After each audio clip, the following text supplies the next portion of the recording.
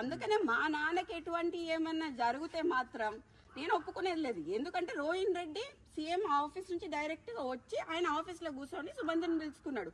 మరి సీఎం ఇచ్చినట్టున్నాడు పిస్తలు, సీఎంఏ ఇచ్చుంటాడు కదా.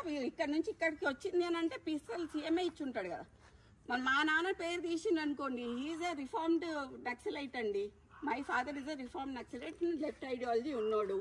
సో దాన్ని బేస్ చేసుకొని అంతకుముందు కేసెస్ ఉన్నాయి. దే ఆర్ ఆల్ ఎగ్జిక్యూటెడ్, అన్ని అయిపోయినాయి కేసెస్. మళ్ళీ ఇట్లా కక్షపూరితంగా చేద్దామని ట్రై చేస్తున్నట్టున్నారు. ఎట్లా కొండమూర్లిని దొక్కాలి, వరంగల్ కొండమూర్లి నడవద్దు, కొండమూర్లి బయటికి వస్తే జనాలు వస్తారు, ఇవన్నీ బీసీ లీడర్లను దొక్కాలి అని చూస్తున్నారు. ఆ ఇద్దరు బీసీ లీడర్లను దొక్కితే ఏమొస్తుందండి?